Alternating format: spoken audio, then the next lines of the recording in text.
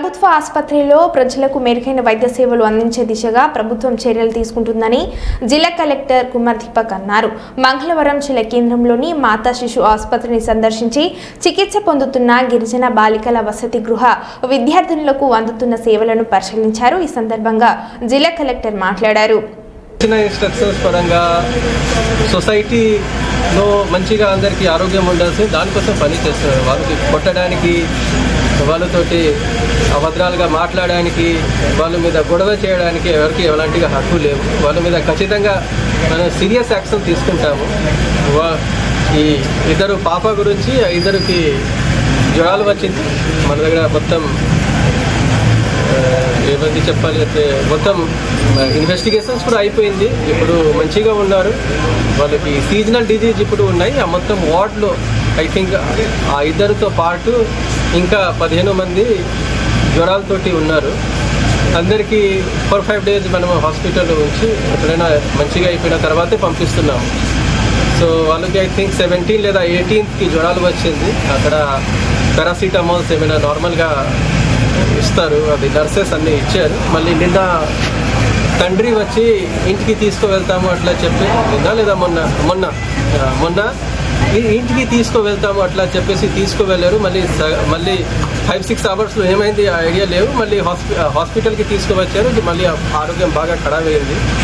మళ్ళీ ఆ టైంకి వెంటనే మా డాక్టర్స్, నర్సెస్ అందరూ ఇమీడియట్గా అడ్మిట్ చేశారు. ఇప్పుడే నిన్న 7 o'clock 8 o'clock అయింది. ఇప్పుడే మంచిగా ఉన్నారు.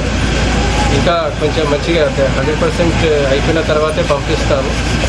అది ఈ నర్సెస్కి, వార్డ్ బాయ్కి లేదా ఎవరైనా స్టాఫ్గా వాళ్ళకి కొట్టుకోవడం, వాళ్ళకి గొడవ పెట్టడం అది కరెక్ట్గా లేవు. Will take strict action against them. And దుష్ప్రచారం ఎవరైనా చేస్తున్నారు అంటే, ఏమైనా ఆరోగ్యం ఖరాబ్ అవుతుంది అంటే, ఫుడ్ పాయిజనింగ్ అయింది అంటే వాళ్ళ ముందు కూడా యాక్షన్ తీసుకుంటాం. కాబట్టి నేను ప్రెస్ స్టేట్మెంట్ కూడా ఇచ్చాను.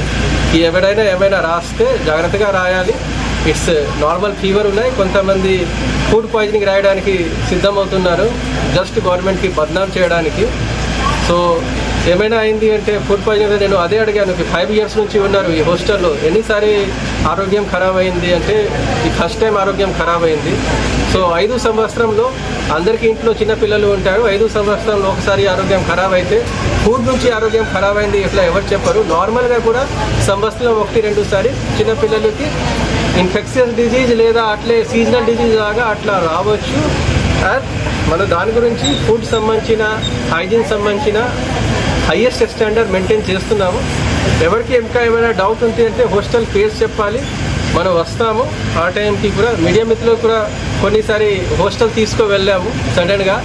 వాళ్ళు కూడా క్వాలిటీ చూశారు, మాతో పాటు తిన్నారు. ఇప్పుడు కూడా సడన్గా ఎప్పుడైనా అయితే జస్ట్ 15 minutes ముందు లంచ్ అండ్ డిన్నర్కి మాకు చెప్పవచ్చు. మనం మీతోటి కలిసి వెళ్తాము. ఎక్కడైనా ఏం సప్లై చేస్తున్నారు మనం కూడా చూస్తాము. ఏమైనా లోపాలు ఉంటుంది అంటే దాని గురించి చెప్పడానికి, రాయడానికి మీడియా మిత్రులకు కూడా బాధ్యత ఉన్నాయి. దానికి మనం ఖచ్చితంగా పరిష్కారం చేసేసి ఖచ్చితంగా సరిగా చేయడానికి ఉన్నాం. కానీ అనవసరంగా గవర్నమెంట్ని బద్నాం చేయడానికి, ఏమైనా సీజనల్ వ్యాధి ఉన్నాయి, ఏమైనా ఇన్ఫెక్షన్స్ డిజీజ్ అయింది, ఏమైనా దోమల నుంచి అయింది అంటే దాని మీద మనం ఖచ్చితంగా కంట్రోల్ చేయాలి. కానీ ఒకసారి అయింది అంటే దాని మీద మాకు కంట్రోల్ లేవు. ఖచ్చితంగా మంచి చికిత్స ఇవ్వాల్సింది, దానికి ప్రయత్నం చేస్తున్నాం. కానీ కావాల్సింది దానికి అన్నిటికీ ఫుడ్ పాయిజనింగ్ అయింది, బెదిరించడం, అది ధర్నా చేయడం ఇది కరెక్ట్గా లేవు. ఇది మంచి వాతావరణంలో అందరూ పిల్లలు చదవాలి. నేను ఎవరికి ఏమైనా ప్రాబ్లం అయితే ఖచ్చితంగా దానికి సార్ట్అవుట్ చేస్తాను. Thank you.